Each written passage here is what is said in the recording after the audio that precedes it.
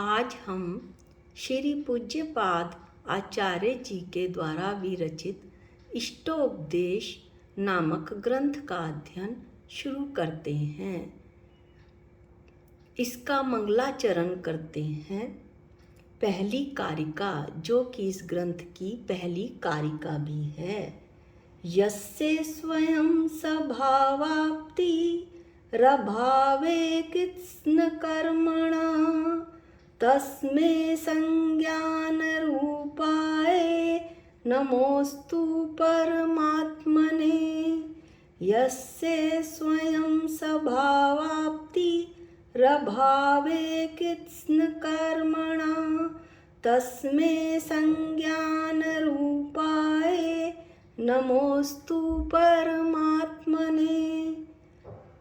यस्य, जिस आत्मा को कृत्स्न कर्मणः, समस्त कर्मों का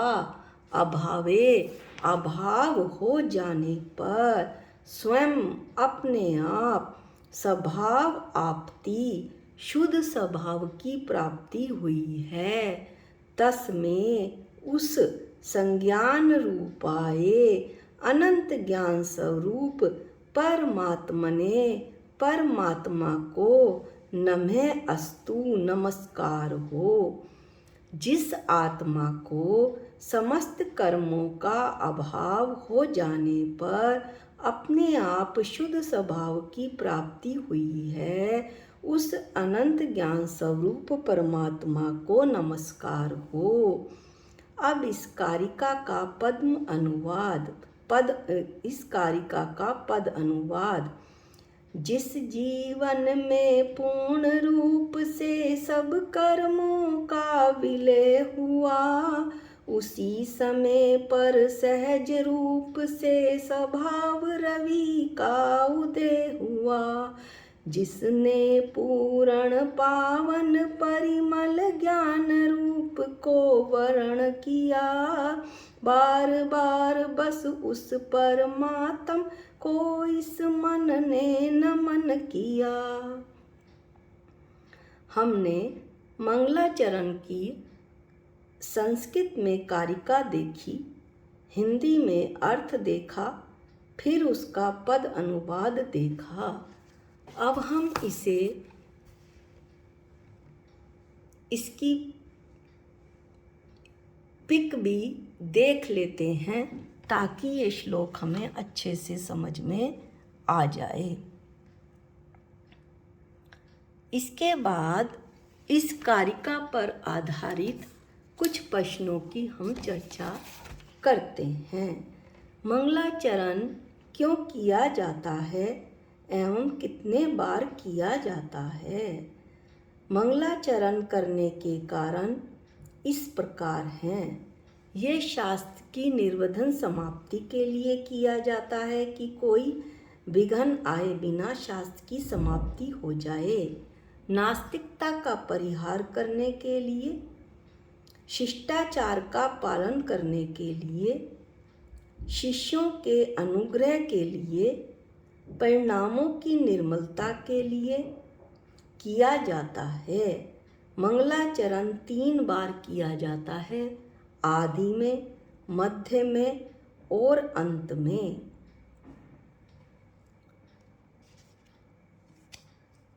इसके बाद हमारा अगला प्रश्न है अपने स्वभाव की प्राप्ति। इसमें ये एक प्रश्न पढ़ने से पहले हम इसके पहले एक शब्द का अर्थ देखते हैं कि इस कारिका के प्रथम चरण में स्वयं शब्द आया है। इसका अर्थ क्या है कि केवल ज्ञान स्वरूप परमात्म पद को जिसने अपने आप प्राप्त किया, स्वयं प्राप्त किया, अर्थात साधना के पथ पर चलकर पुरुषार्थ के द्वारा, तप के द्वारा स्वयं साध्य को यानी मोक्ष को प्राप्त किया है, अपने स्वभाव को प्राप्त किया है।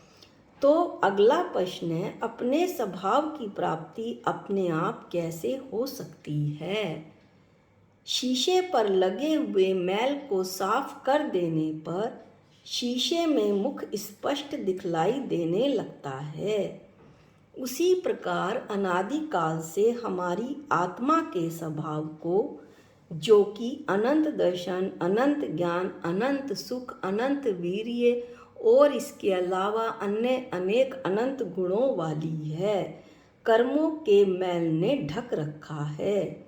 महापुरुषों ने अपने तप व पुरुषार्थ के द्वारा इन कर्मों का नाश किया और अपने स्वभाव की प्राप्ति की। जो हमारे पहले सकल परमात्मा हैं, अनंत भगवान, उन्होंने तो 4 घातीय कर्मों का नाश किया। शरीर सहित हैं, इसलिए वे सकल परमात्मा कहलाते हैं। दूसरे हैं जो शरीर रहित हो गए हैं, सिद्ध भगवान और सिद्ध शिला पर विराजमान हो गए हैं। उन्होंने 4 घातीय व 4 आघातीय कर्मों का नाश किया है। इस तरह से अनंत भगवान के 4 गुण प्रकट हुए हैं और सिद्ध भगवान के 8 गुण प्रकट हो गए हैं। अब हम एक नज़र देखते हैं कि क्या तो खत्म हुआ, किसका अभाव हुआ और उस अभाव के होने से क्या प्रकट हुआ। तो दर्शनावर्णी कर्म के अभाव होने से, जो कि घातीय कर्म है, 4 घातीय कर्म का अभाव बताया जा रहा है। दर्शनावर्णी कर्म के अभाव से अनंत दर्शन, ज्ञानावर्णी कर्म के अभाव से अनंत ज्ञान, या इसे केवल दर्शन और केवल ज्ञान भी कहेंगे। मोहनीय कर्म के अभाव से अनंत सुख, ऐसा सुख जो अब कभी खत्म नहीं होगा। अंतराय कर्म के अभाव से अनंत वीर्य शक्ति प्रकट हुई है अनंत भगवान के। इस तरह से कर्मों का नाश करके अपनी आत्मा के शुद्ध स्वभाव को प्राप्त किया। अब देखते हैं कि निकल परमात्मा सिद्ध भगवान ने 4 आघातीय और किन कर्मों का नाश किया। 4 घातीय का तो किया ही है, 4 आघातीय कौन कौन से हैं। वेदनीय कर्म का नाश होने से अव्यय बाधत्व, सुख में कोई भी बाधा नहीं रही। आयु कर्म का नाश होने पर अवगाहनत्व, एक सिद्ध में कई सिद्ध आ सकते हैं। नाम कर्म का अभाव होने से सूक्ष्मत्व, शरीर खत्म हो गया। गोत्र कर्म के अभाव होने से आगुरु लघुत्व, उच्च कुल नीच कुल, ऐसा जो जन्म के समय कोई ऊंचे कुल में पैदा होता, कोई नीचे कुल में, ये भेद भी अब खत्म हो गया, इसका अभाव हो गया और उन्हें आगुरु लघुत्व गुण प्रकट हुआ। अब वे कभी भी संसार में वापस नहीं आएंगे। इस तरह से ये हुए सिद्ध भगवान।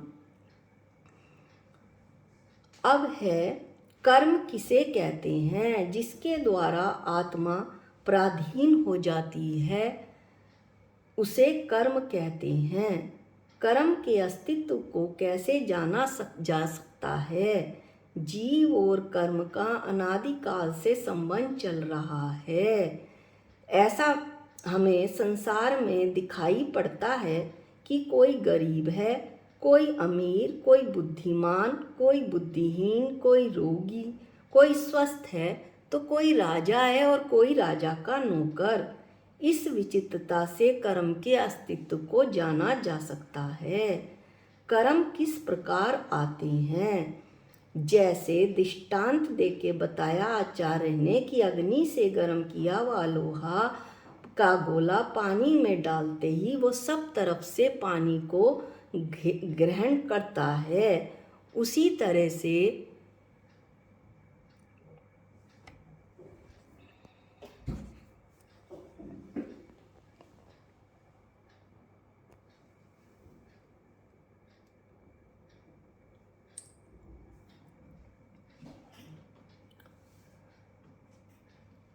अग्नि से गर्म किया हुआ लोहे का गोला पानी में डालते ही सब तरफ से पानी को ग्रहण करता है।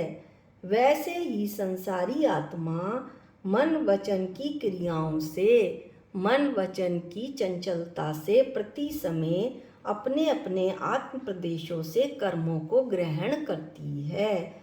वास्तव में जो हमारे राग देश परिणाम हैं, राग देश मोह परिणाम हैं, उनसे ही कर्म आते हैं।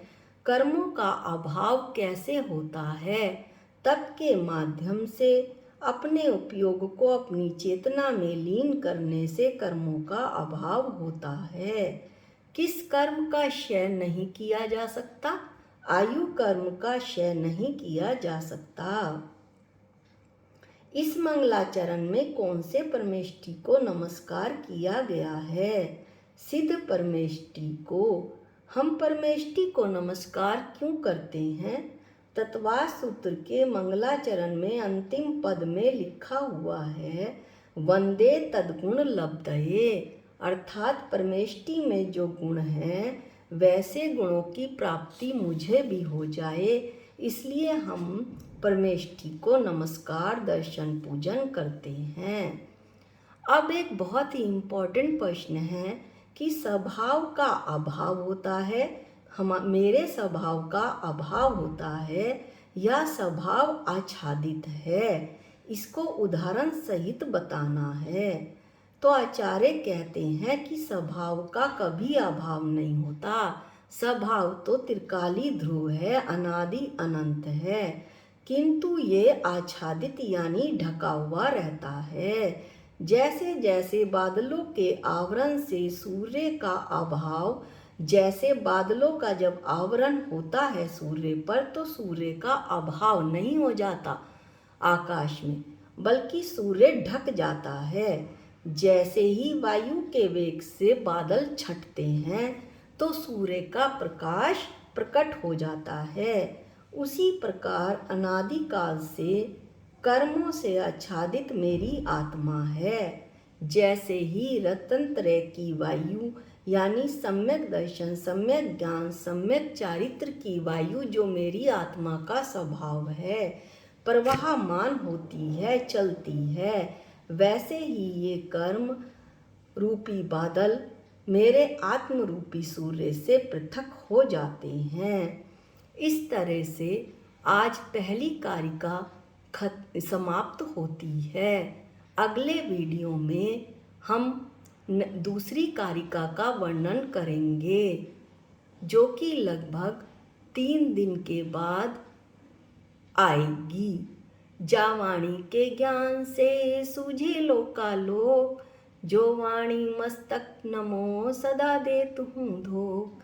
हे जिन वाणी भारती तो है जपूं दिन रैन, जो तेरी शरणागते वो पावे सुख चैन।